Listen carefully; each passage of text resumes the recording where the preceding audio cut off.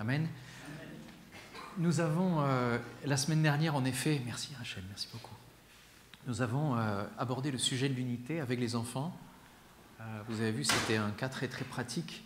Le fait de pouvoir résoudre ensemble ce puzzle nous a permis de découvrir que pour pouvoir répondre et accomplir le dessein de Dieu, le dessein des deux manières de l'écrire, eh bien il nous fallait travailler ensemble, se connaître, coopérer, chacun à une place bien particulière dans le corps, ne pas envier la pièce ou la place qui a été donnée aux frères et à la sœur, et donc travailler ensemble pour établir et continuer de faire grandir l'Église, qui est ce reste croyant, appelé dans le monde, hors du monde, transformé pour habiter dans le monde et briller avec la lumière de Christ. Tout à l'heure, notre frère Franklin nous a rappelé que l'unité était importante, qu'il ne nous était pas permis, en tant que chrétiens, d'entretenir de la haine. Et c'est vrai que c'est très difficile quand on regarde toutes les atrocités, toutes les difficultés, quand on regarde même souvent à notre vie et à ce qui se passe autour de nous. Il est difficile de ne pas suivre les penchants de la chair. C'est pourquoi aujourd'hui, je vous propose de continuer dans cette même veine. Nous allons parler de l'unité et nous allons prendre un autre angle. Nous allons voir que ce que le Seigneur nous a dit en Jean 17, 21, ce que nous avons vu la semaine dernière, il l'a dit à d'autres endroits, à travers d'autres serviteurs. Donc je vous propose d'ouvrir la Bible aujourd'hui dans Colossiens au chapitre 3. Et nous allons faire une lecture de Colossiens au chapitre 3. Nous allons voir qu'il s'agit de la vie de l'esprit. Le Seigneur est vraiment bon. Il répond à nos besoins pratiques constamment. Et il sait très bien ce dont nous avons besoin. Je vous donne un exemple, il n'y a pas plus tard qu'une demi-heure de ça. Nous étions dans le grenier avec les futurs baptisés. Je vous rappelle que le dimanche prochain, nous allons vivre 5 baptêmes. Et j'ai expliqué aux baptisés que ce qui était important pour nous en tant que chrétiens, ce n'était pas quelque chose de religieux. Ce n'était pas de vivre religieusement.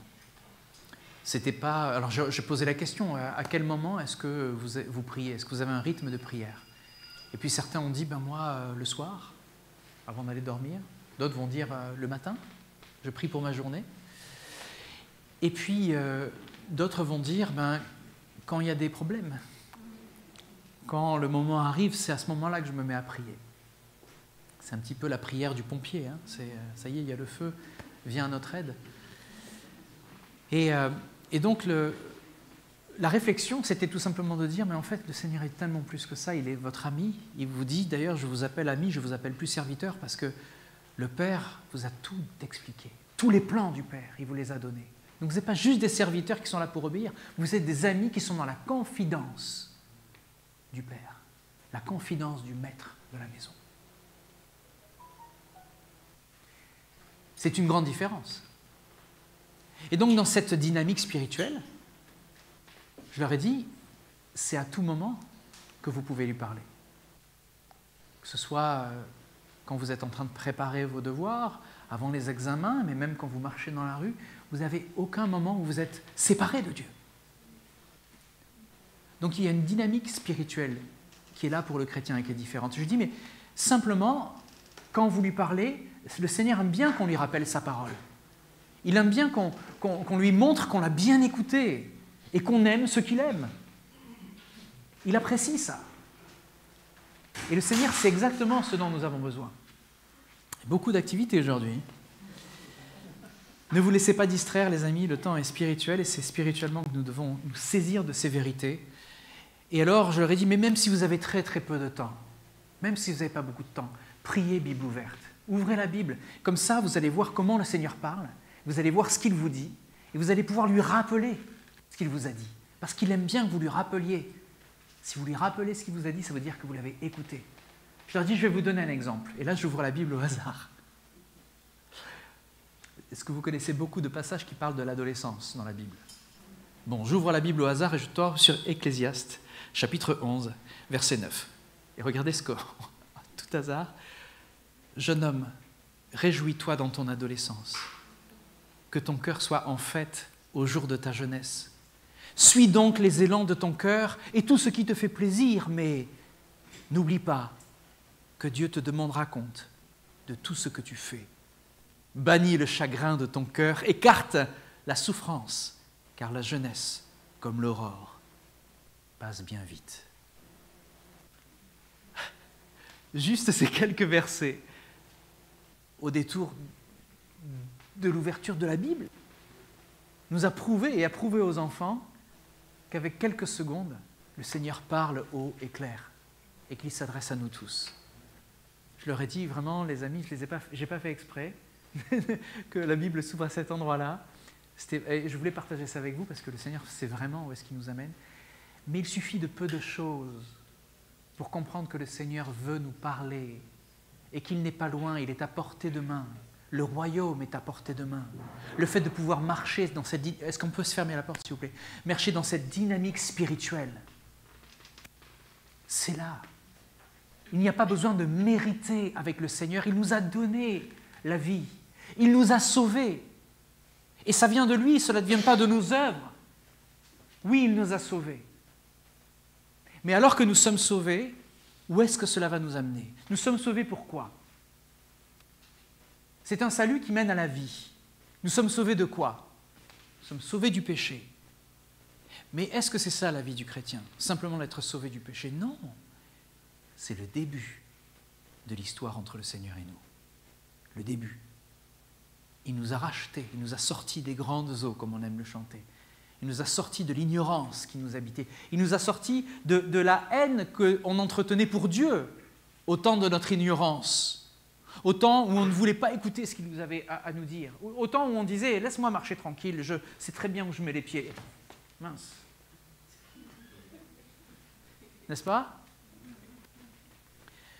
Ce que le Seigneur désire, plus que tout, et c'est pour ça qu'il a payé le plus grand prix, nous voulons de nous rappeler le prix que le Seigneur a payé. Il a payé de sa vie le fait que nous puissions être rassemblés, unis avec lui. Comme Guillaume vient de nous le rappeler, cette unité, nous la vivons quand nous partageons les éléments, parce que c'est là que nous voyons qu'il est en nous, même physiquement, nous sommes en train de symboliser que nous avons ingéré le corps, le sang, et que nous avons tous le même Seigneur, le même esprit, baptisés d'un même baptême. Donc nous sommes sauvés, mais c'est pourquoi que nous sommes sauvés? C'est pour vivre avec Dieu. Et comment est-ce qu'on peut dire qu'on vit avec lui? Je pense que la chose la plus difficile à faire comprendre aux enfants quand on fait notre baptême et à comprendre à nous quand on grandit dans le Seigneur, la chose, je pense, la plus compliquée à comprendre, parce que c'est quelque chose de spirituel et ce n'est pas la chair qui peut nous le dire, c'est que nous devons vivre par l'Esprit de Dieu. Vous comprenez? L'enjeu, en fait, il se retrouve à cet endroit-là. Et imaginez l'image, ayez l'image d'un triangle. Souvent, on utilise ça dans la relation de couple. On dit, voilà, il y a le mari, il y a la femme, et puis il y a Dieu. Le plus on se rapproche du Seigneur, le plus on se rapproche l'un de l'autre. Ce qui est vrai, absolument vrai. Mais c'est vrai pour tout. Ce n'est pas juste le mari et la femme, c'est nous tous. Plus on se rapproche du Seigneur, plus nous sommes proches les uns des autres. Et c'est pour ça que Jésus, en Jean 17, 21, disait qu'il soit un en nous, comme toi et moi, je suis en toi, tu es en moi, afin que nous soyons tous dans cette unité et que le monde croie que tu m'as envoyé. Voyez ? Donc cette unité, nous devons la chercher. Donc nous sommes sauvés du péché, mais pour quelle direction? Pour vivre la vie de l'Esprit. Alors, il y a plusieurs passages dans la parole qui rappellent cette vérité, et la parole vraiment insiste là-dessus. Donc, nous avons un passage qui va arriver. Non, il ne va pas arriver, c'est pas grave. C'est important d'avoir des notes. Le passage qui est similaire à celui qu'on a vécu la semaine dernière, c'est dans Jean 15. Jean 15 au verset 16 et 17, donc on est un petit peu avant Jean 17, hein, c'est toujours Jean qui nous dit ça. Jésus rappelle l'ordre des choses. Souvent on dit, est-ce que tu as accepté le Seigneur dans ton cœur? On dit oui, C'est vrai, c'est beau. J'ai accepté le Seigneur dans mon cœur, il est venu tout changer. Mais est-ce que c'est nous qui avons dit au Seigneur, viens, ou c'est lui qui nous a dit, toi, suis-moi? En Jean 15, il est écrit que nous sommes invités par Dieu et pas le contraire. Ce n'est pas vous qui m'avez choisi, non, c'est moi qui vous ai choisi. Mais je vous ai choisi pourquoi? Je vous ai donné mission d'aller, de porter du fruit qui soit durable. Pas n'importe quel fruit. C'est pas juste fais ta BA et puis on va croire que tout va bien. C'est du fruit qui se voit au bout de 10 ans, au bout de 20 ans, ce que vous avez planté, ça va fructifier. Votre vie même est une graine pour les prochaines générations. Regardez à votre vie comme une graine pour vos enfants, les enfants de vos enfants. Quand je dis les enfants, ils étaient là. Hein. Que vous ayez des enfants biologiques ou pas, vos enfants, ils sont là. Hein. Comprenez? Votre vie est une graine pour eux. Du fruit qui soit durable. Alors le Père vous accordera tout ce que vous lui demanderez. Voyez le cadre de la réponse qui est toujours exaucée, la prière qui est toujours exaucée. C'est quand le Seigneur vous dit, c'est moi qui t'ai choisi, va sur ma mission et tu ne pourras pas échouer. Si vous êtes une flèche dans le carquois du Seigneur, si vous êtes une flèche dans son carquois, vous êtes juste un instrument, c'est lui qui tire. Et lui ne rate jamais sa cible. Jamais. Vous êtes une flèche dans le carquois du Seigneur, vous ne pouvez pas rater la cible de Dieu. Et là où votre plaisir est le plus grand, c'est quand votre cible et sa cible, c'est la même. Si moi j'ai une cible, moi Cyril, j'ai une cible à moi, mais que ce n'est pas la cible du Seigneur, ça risque fort de riper. Je peux peut-être l'atteindre. Vous savez que ça m'a encouragé de lire Ecclésiaste 11 tout à l'heure, juste moi, dans mon cœur d'adolescent, qui n'en suis plus un, de me dire, suis ce que ton cœur te dit, les élans de ton cœur, c'est beau. J'aurais tendance à dire le contraire, moi. Je ne suis pas les élans de ton cœur, ça va t'emmener dans des endroits terribles. Mais le Seigneur a dit, suis les élans de ton cœur, mais n'oublie pas que tu rendras des comptes. Vous voyez, c'est comme quand Paul dit, mes frères, mes sœurs, vous savez, tout est permis, mais tout n'est pas forcément utile. Vous voyez, on n'est pas dans une religiosité, on n'est pas dans fais ceci, fais cela, ne fais pas ci, ne fais pas ça. On est dans tu as la vie de l'esprit. Si l'esprit est en toi, ce que ta main trouve à faire, qu'elle le fasse. Comme Dieu a dit à Saül dans l'Ancien Testament. Ce que ta main trouve à faire, qu'elle le fasse. Si l'esprit de Dieu est avec toi.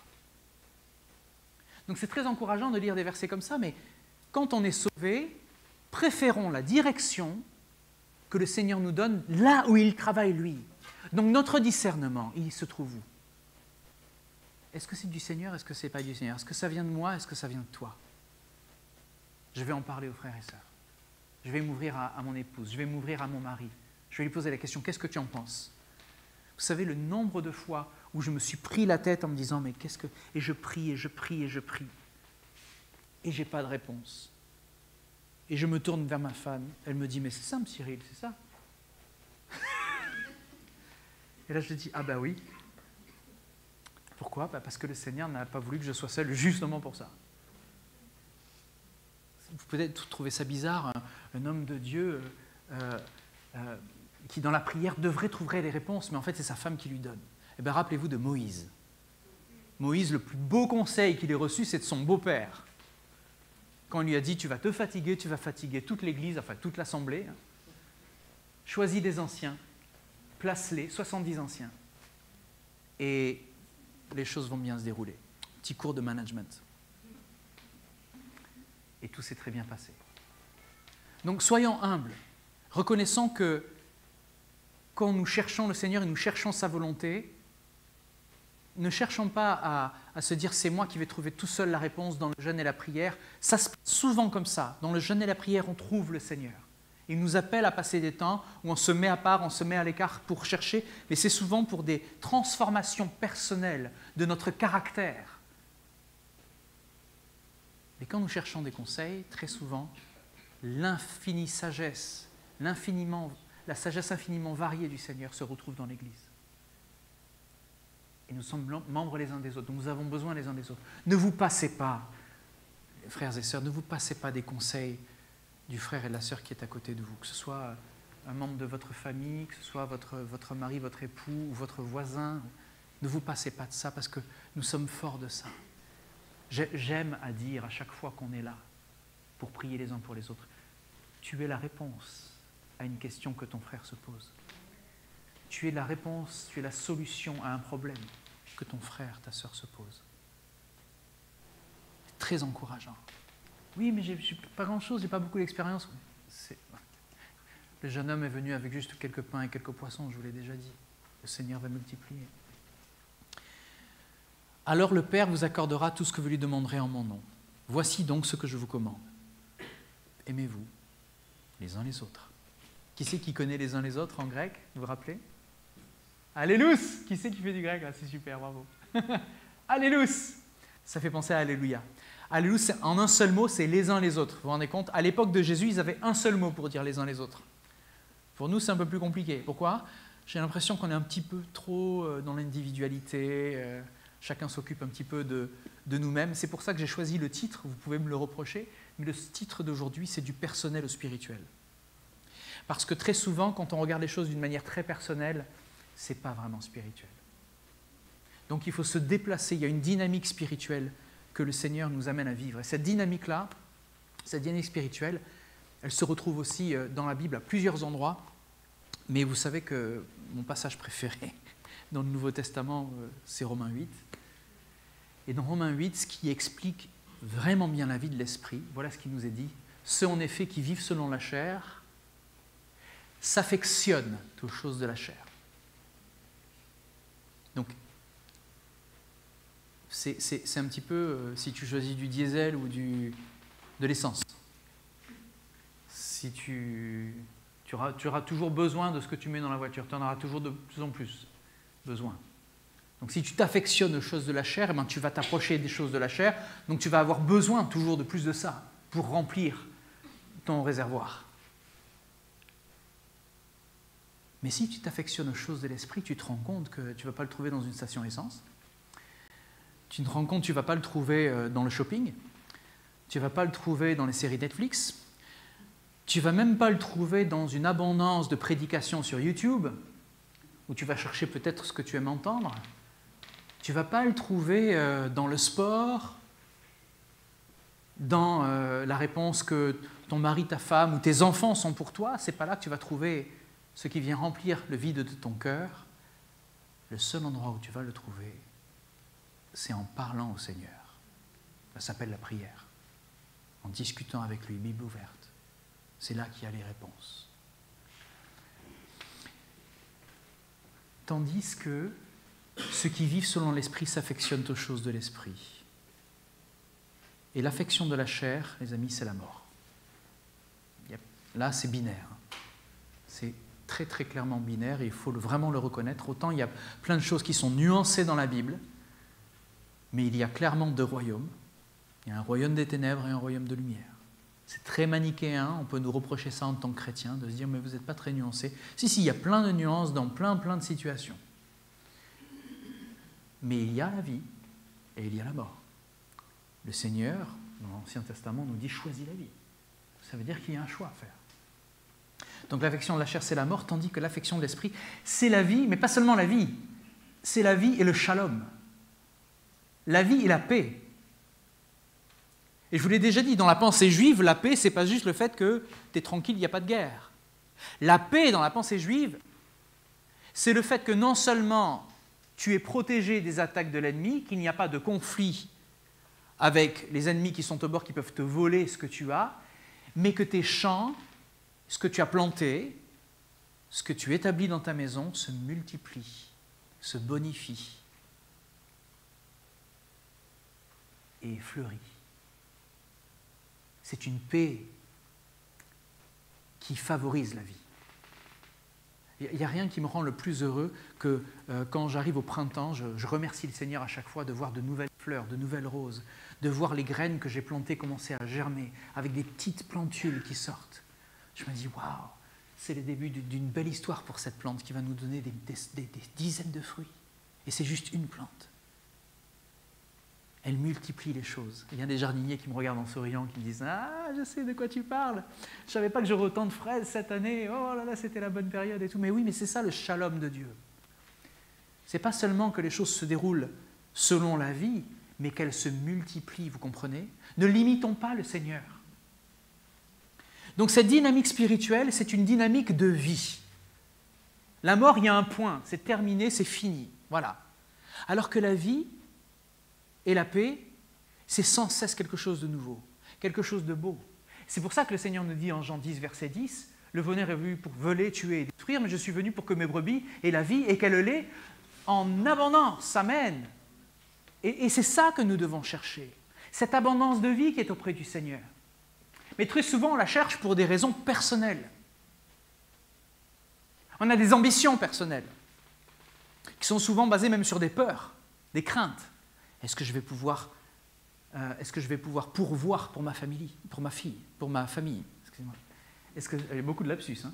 Est-ce que je vais pouvoir pourvoir pour ma famille? En tant qu'homme, je sais, c'est une réflexion qu'on a souvent. On se dit, la responsabilité de pourvoir, la sécurité, de mettre quoi à manger sur la table, de pouvoir. C'est très très masculin ce genre de choses. Je ne pourrais pas parler à la place de mes sœurs, mais très souvent les craintes, c'est est-ce que je vais pouvoir pourvoir? Et donc après, on tombe dans des pièges. On va chercher l'argent, on va chercher maman. Et c'est là qu'on se dit, est-ce que la cible, c'est la cible du Seigneur ou est-ce que c'est le reste? Vous savez, quand je suis rentré dans le ministère, au tout début, c'est pas évident d'être à son compte, c'est pas évident de trouver ses clients, etc. D'ailleurs, j'ai jamais cherché les clients, c'est le Seigneur qui me les a envoyés. Donc si vous demandez du temps et des ressources pour le servir, en général, il sait faire. Hein. Pas besoin d'être commercial, il n'y a pas besoin d'engager même un commercial à ce niveau-là. C'est extraordinaire. Et je me suis retrouvé au début de mon ministère, 2 ans après le démarrage officiel ici à EBE, j'étais en quête de toujours plus. Et donc je suis allé trouver quelqu'un qui se disait prophète et qui pour le coup, heureusement que j'étais assis quand il m'a parlé parce qu'il m'a dit des choses assez extraordinaires. Il ne me connaissait ni d'Ève ni d'Adam. Excusez-moi l'expression. Il devait me connaître du Christ. Parce qu'au moment où je me suis assis à côté de lui, il m'a dit « Ne t'inquiète pas pour ta famille et ton travail. Dieu s'en occupe. » Et c'est exactement la période où j'avais démarré mon entreprise et je me disais « Est-ce que tout ça, ça va tenir? Est-ce que c'est sérieux ?» Je peux vous dire 17 ans après que non seulement ça tient, mais le Seigneur s'occupe vraiment de ce qu'il vous a confié, si vous lui faites confiance, vraiment. Donc cette quête de sécurité, n'allez pas chercher bien loin. Si vous êtes en paix avec le Seigneur, vous allez voir, ça va être la conclusion plus tard de notre message d'aujourd'hui, mais le Seigneur désire que nous ayons cette paix. C'est son objectif, parce que c'est dans la paix que se retrouve notre force. C'est dans la tranquillité qu'est notre victoire. Et on ne peut pas le servir autrement, on ne peut pas le servir dans la panique, on ne va pas le servir dans le doute. Il désire nous amener dans un endroit où il y a des verts pâturages, où il y a des eaux paisibles, où nous pouvons nous repaître et nous servir. Et de ce fait, servir les uns les autres. Donc cette dynamique spirituelle, c'est de s'affectionner, de prendre affection pour les choses de l'esprit. De ne pas regarder les choses d'en bas, mais de tourner les yeux sur les choses d'en haut. Alors rentrons dans Colossiens 3. Et donc j'ai une lecture de Colossiens 3 à vous proposer en 5 parties. Alors Colossiens 3, nous allons nous arrêter au verset 17. On ne va pas aller jusqu'au bout de Colossiens 3, mais nous allons voir que l'essentiel qui nous intéresse aujourd'hui, c'est le passage qui nous explique la vie nouvelle. Donc la première partie dans Colossiens qui nous intéresse, c'est dans ce changement actif de caractère. Nous sommes sauvés pour avoir une vie par l'esprit. D'accord? Vous me suivez jusque-là? C'est simple. Mais cette vie par l'esprit nous amène dans une dynamique spirituelle qui nous fait regarder non les choses d'en bas, mais les choses d'en haut. Et en faisant cela, personnellement, nous sommes transformés, transfigurés, de gloire en gloire. Par qui? Par le Seigneur, l'Esprit. C'est un chant et c'est aussi un passage que vous connaissez certainement par cœur. Le changement actif de caractère. Colossiens 3, versets 1 à 10. « Mais vous êtes aussi ressuscités avec le Christ. » Donc, regardez, nous sommes sauvés, mais c'est pour quelque chose. « Vous êtes aussi ressuscités avec le Christ. Recherchez donc les réalités d'en haut, là où se trouve le Christ, qui siège à la droite de Dieu. De toute votre pensée, tendez vers les réalités d'en haut et non vers celles qui appartiennent à la terre. » Est-ce qu'il a dit de la moitié de votre pensée? Une fois de temps en temps, quand vous avez le temps? De toute votre pensée. Ça voudrait dire qu'on devrait être captivé par l'œuvre de Christ, qui est assis, là maintenant, alors que nous parlons, il est assis dans les lieux célestes, il règne. Et moi, j'aime bien imaginer le Seigneur sur son trône. Et quand je suis dans des périodes où je me suis dit, est-ce qu'il faut paniquer, est-ce qu'il faut faire quelque chose? Ça nous arrive à tous, n'est-ce pas? J'imagine le Seigneur, et lui, il est là, il me dit, regarde ma main. Elle tremble ou pas? Sa main ne tremble pas. Elle ne tremble jamais. Il est assis, sur le trône, il règne, et il est l'autorité des autorités. Il a toute autorité. Le sujet de l'autorité, on le creusera une autre fois, mais il est capital. L'autorité, avoir l'autorité, c'est quand tu dis quelque chose, elles arrivent. Tout le monde se dépêche pour le faire. Nous, on sait ce que c'est que de ne pas avoir des autorités. On sait ce que c'est le manque d'autorité, souvent. Et on cherche, on dit, mais comment on pourrait avoir plus d'autorité? Nous allons voir, hein, on a des réponses là dans ce passage-là. Mais lui, il a toute autorité et il règne et il vous aime et il vit avec vous, il vit en vous.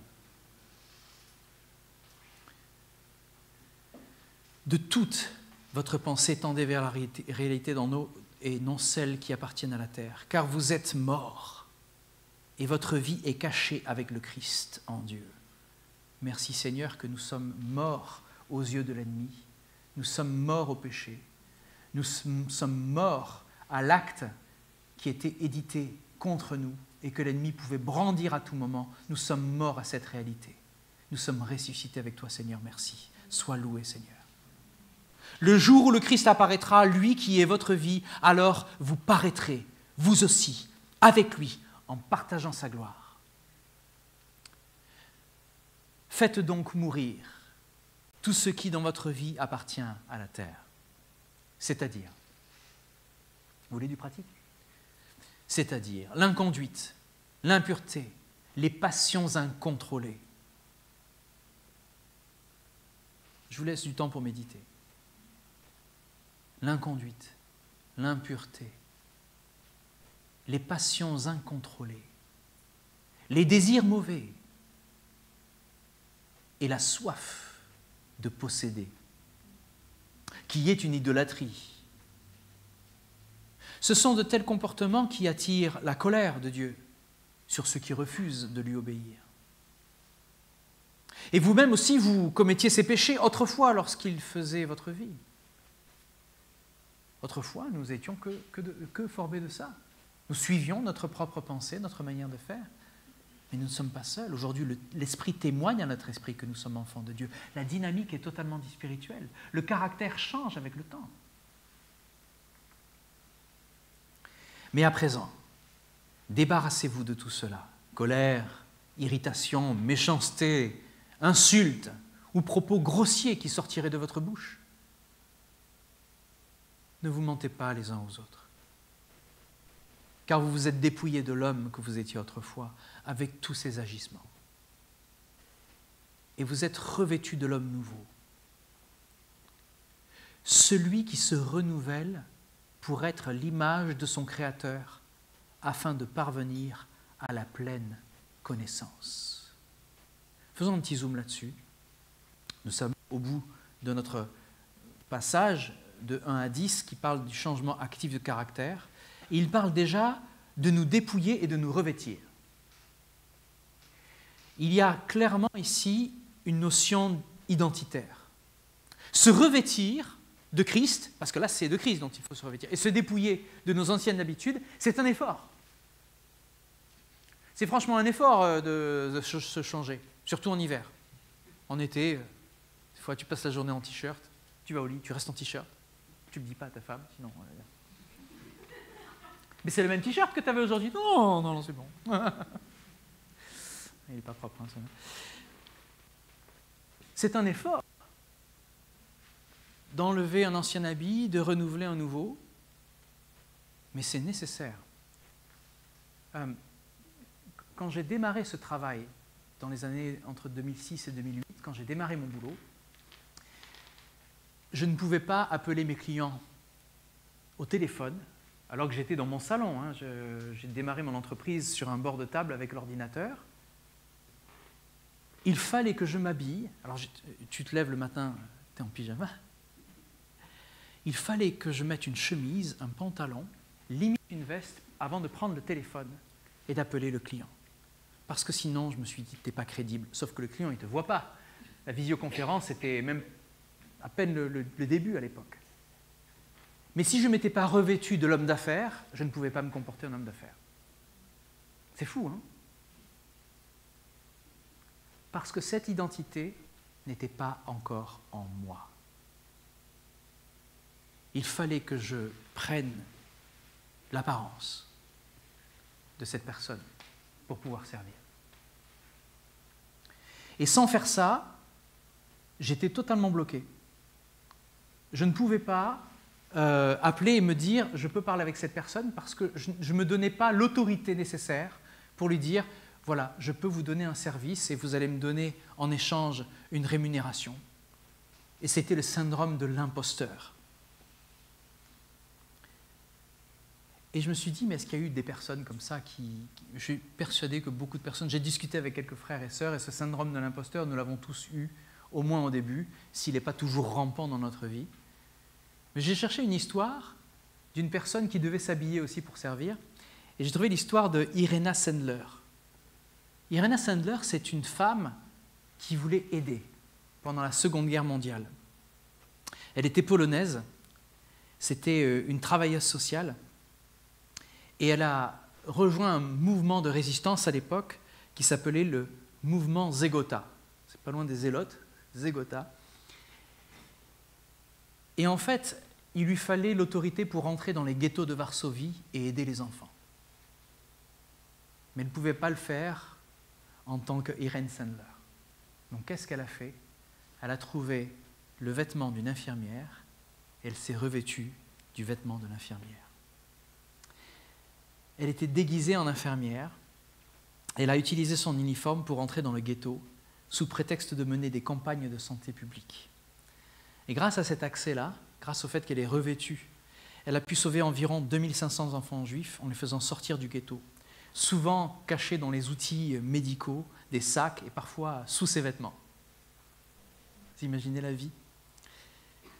Et donc cet uniforme a donné à Irena une couverture, la couverture nécessaire. Et puis on se rappelle de cette femme, si vous faites quelques recherches, vous verrez tout ce qu'elle a accompli. Mais c'est grâce à ce vêtement, ce qu'elle a revêtu, qu'elle a pu faire ce qu'elle a fait. Et très souvent, quand tu te lèves le matin et que tu regardes la journée que tu vas avoir et les personnes avec qui tu vas discuter, tu te dis, est-ce que le vêtement Cyril va suffire? Eh bien, tu vas te revêtir de Christ. Tu vas regarder à son caractère. Tu vas regarder à sa patience, sa bonté, son humour, son amour. Et tu te dis aujourd'hui, je vais mettre l'amour de Christ. Aujourd'hui, je vais mettre la patience du Christ. Aujourd'hui, je vais mettre l'écoute du Christ. Et alors que tu fais ça, petit à petit, on aura de moins en moins de facilité à dissocier Cyril de Christ ou Franklin de Christ. Parce que plus tu vas revêtir cet habit, plus il va rentrer en toi. Aujourd'hui, j'appelle mes clients en pyjama. Ne leur dites pas, mince, c'est enregistré, trop tard. Une situation d'urgence, tu te lèves le matin, tu n'as pas le temps de t'habiller. Ah, il faut faire quelque chose, ok. 7 heures du matin. Je n'ai pas besoin de me changer maintenant. Pourquoi? Parce que maintenant je sais l'autorité qui m'a été donnée.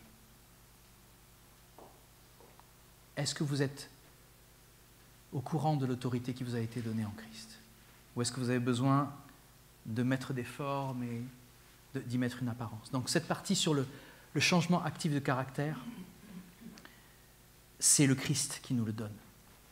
Ensuite, nous allons voir que dans un seul verset, il nous montre que nous avançons vers l'unité parce que d'être ressuscité en Christ et d'être dans cette dynamique spirituelle, c'est la fin de tous les clivages raciaux, ethniques et sociaux.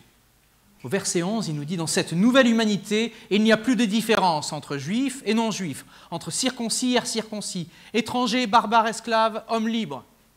Il n'y a plus que le Christ, lui qui est tout et en tous. » Cette unité que nous cherchons à vivre, plus on se rapproche de lui, plus on se rapproche de sa ressemblance, et plus nous nous retrouvons habillés, baptisés du même esprit.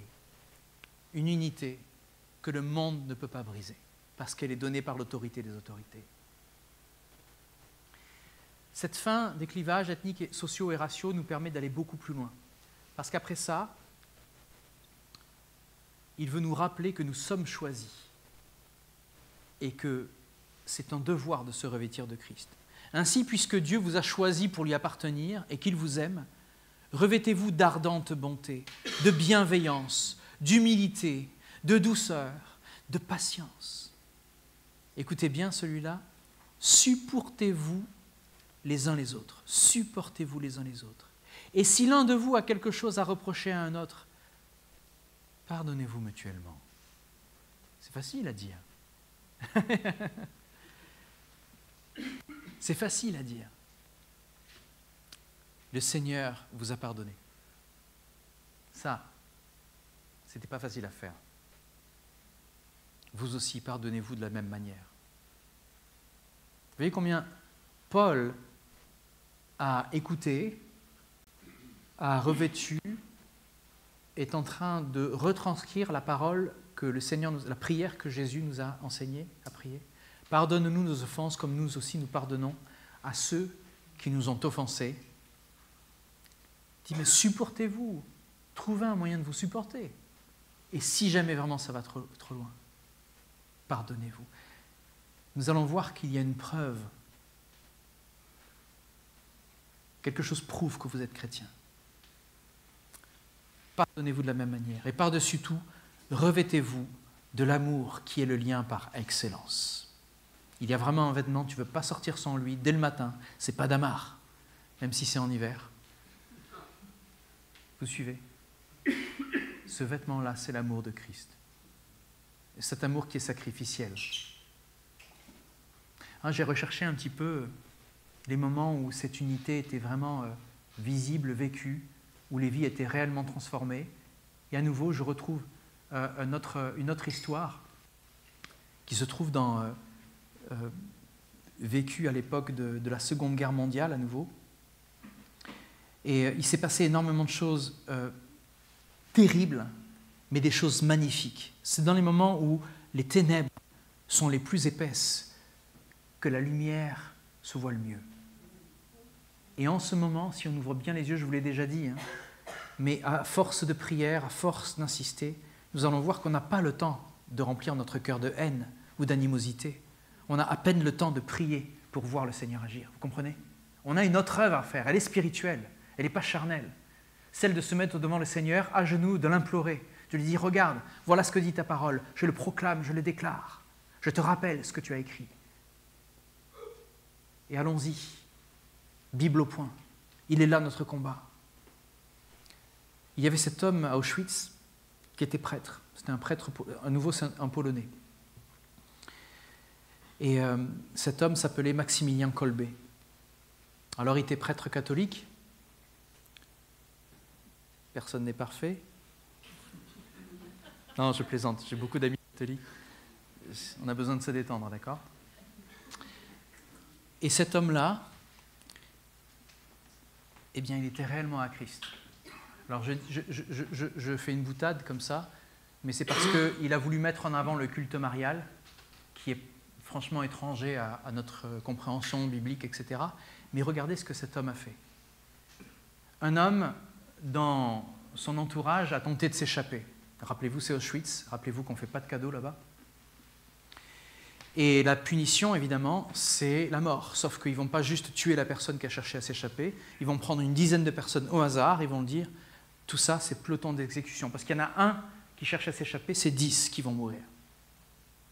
Et là, il y a un homme qui est effondré, qui se dit, mais j'ai une famille, j'ai des enfants, je veux pouvoir les revoir, et c'est terrible, je ne peux pas, c'est impossible à penser. Et alors que Maximilien n'était pas du tout dans le groupe, il dit, je veux changer de place, c'est moi qui prends ta place.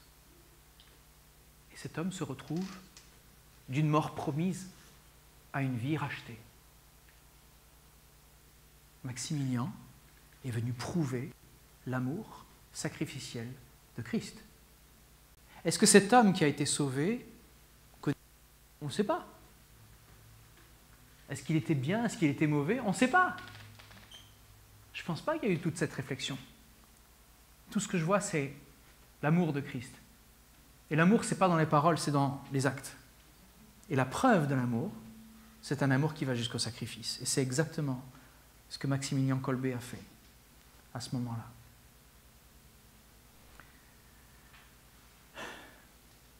C'était en juillet 1941, donc encore très très loin de la fin de la guerre.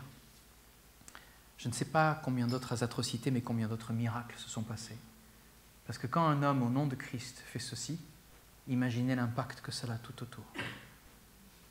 Et rappelez-vous que c'était un camp où justement ceux qui étaient à Auschwitz étaient majoritairement de confession juive. Et donc cette relation avec Dieu, il la connaissait. Et là, Christ qui brille au milieu de ce peuple. Dieu l'avait prévu. Il savait que parmi les œuvres bonnes, les œuvres merveilleuses que son serviteur allait faire, malgré les erreurs qu'on peut faire, il a démontré Christ. Nous sommes choisis. Alors revêtons-nous de Christ. Ensuite, nous allons voir que dans le prochain passage, et nous allons bientôt terminer, il s'agit de la paix de Christ. Et cette paix, c'est elle qui gouverne nos décisions. Je vous ai parlé de la paix tout à l'heure et la voici. Que la paix instaurée par le Christ gouverne vos décisions. Une paix qui gouverne les choses. Ça veut dire que tu vas prendre tes décisions, pas sur la base d'une réflexion humaine, mais sur la base d'une paix qui est l'habitation de Christ en toi. Et rappelez-vous la paix dont je vous ai parlé, ce n'est pas juste le fait de ne pas être en conflit, ce n'est pas juste le fait de ne pas avoir de guerre. La paix, le shalom, c'est une abondance de vie. Que la paix instaurée par le Christ gouverne vos décisions. Qu'est-ce que c'est une paix qui gouverne la décision par une abondance de vie?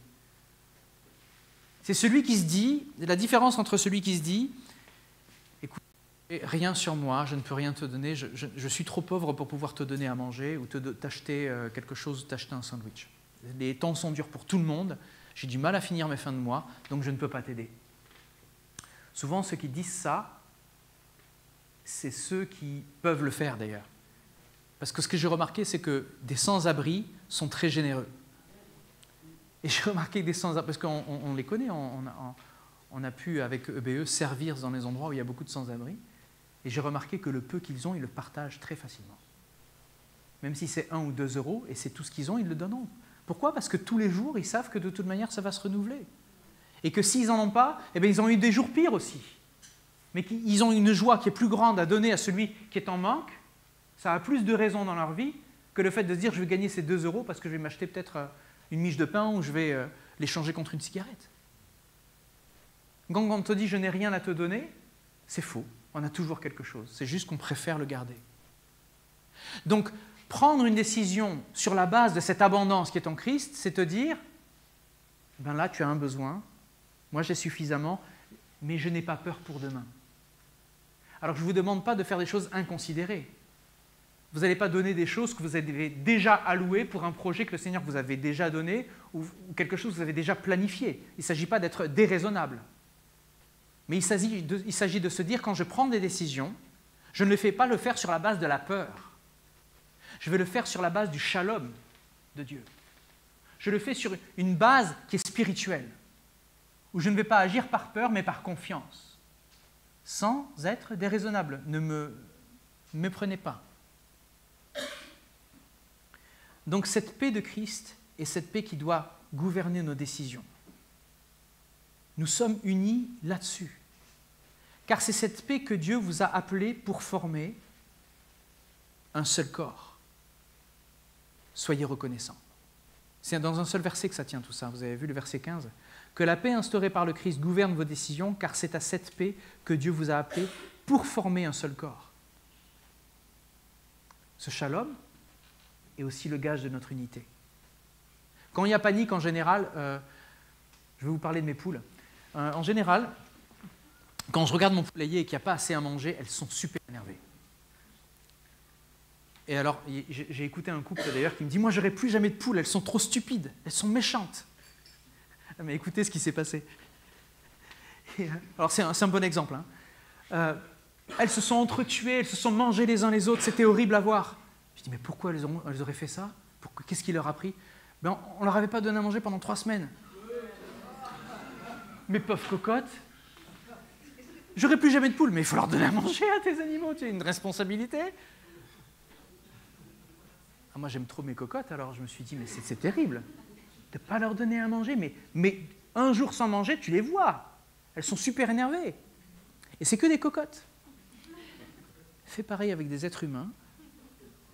Tu vas voir combien tu es énervé. Tu n'as pas eu ton repas, ou je sais pas, à la limite, ton poulet était trop chaud. Juste ça, déjà. Combien on peut être sensible, on peut être charnel.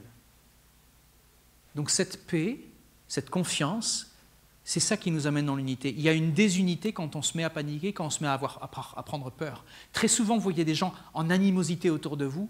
Dites-vous, ne le prenez pas personnellement. Quand vous voyez des gens en train de s'énerver, en train de vous attaquer ou d'essayer de vous trouver des problèmes, ce sont des gens qui ont besoin du Seigneur, ce sont des gens qui ont besoin de paix. Et si ce sont déjà des chrétiens qui sont dans cet état-là, priez pour eux parce qu'ils ont besoin du shalom. Comprenez ? C'est une question de position spirituelle. On est appelé à ne pas vivre les choses avec une vue terrienne, mais une vue des cieux. On est assis en Christ. Comprenez ? Donc cette paix de Christ gouverne nos décisions et cela, ça travaille à notre unité. Et finalement, la parole de Christ, elle est au centre. Nous allons mettre au centre la parole de Dieu pour pouvoir vivre cette unité. Que la parole du Christ réside au milieu de vous, alors on est au verset 16, dans toute sa richesse. Toute sa richesse. Il faut chercher dans la parole toute sa richesse. C'est comme cette histoire du shalom. Moi, je me suis dit, la paix de Dieu, très bien, la paix c'est l'absence de guerre, mais quand j'ai cherché l'origine du mot shalom, c'est là que j'ai trouvé et que je peux vous dire qu'il s'agit d'abondance de vie et de multiplication. J'aurais pas cherché, j'aurais pas su. J'aurais raté un morceau de la richesse de la parole de Dieu. Donc que la parole de Christ, que vous étudiez, que vous cherchez, que vous creusez, réside au milieu de vous dans toute sa richesse.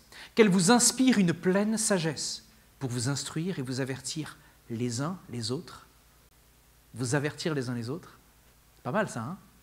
C'est pas juste tu vas chercher toi-même une quête spirituelle, c'est que tu lis la parole et tu dis « Aïe, aïe, aïe, j'ai vu un frère qui allait à l'opposé de ça. Je vais aller prier avec lui, je vais discuter avec lui. » Qu'elle vous inspire une pleine sagesse pour vous instruire et vous avertir les uns les autres, ou pour chanter à Dieu de tout votre cœur des psaumes, des hymnes, des cantiques inspirés par l'Esprit.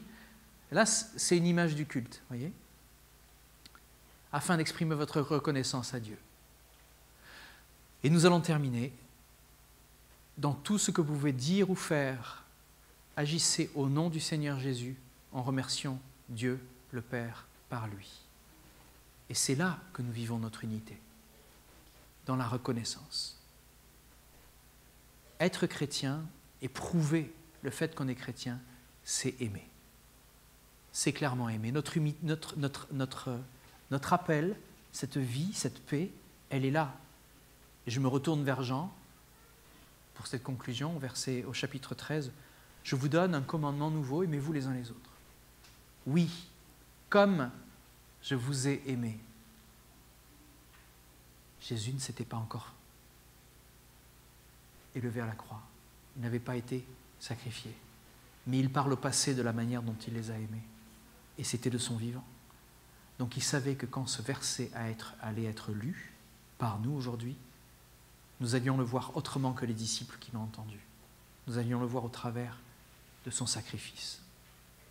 Oui, comme je vous ai aimé, aimez-vous les uns les autres. À ceux-ci, tous reconnaîtront que vous êtes mes disciples, à l'amour que vous aurez les uns pour les autres. Je vous invite à prier. Seigneur, cette unité, elle n'est pas du monde. Seigneur, cette unité, tu nous appelles à la voir de manière spirituelle avant de la vivre sur terre. Que ta volonté soit faite sur terre comme elle est faite au ciel, Seigneur. Merci, Seigneur, pour le pain que tu nous as donné aujourd'hui, d'ailleurs. Et merci de pardonner nos offenses, comme nous avons l'habitude de pardonner à ceux qui nous offensent. Merci aussi parce qu'on te demande de ne pas nous mettre dans des situations difficiles, mais de nous délivrer de tout mal. Parce que la gloire t'appartient, le règne et la puissance. Et ta main ne tremble pas, tu es sur le trône. Et tu es pour nous, tu es avec nous. Merci Seigneur parce que tu nous rappelles encore ce soir que nous sommes en toi, nous sommes avec toi. Sois béni. Merci Seigneur pour nous avoir appelés, nous avoir sauvés, pour te servir. Sois loué au nom de Jésus.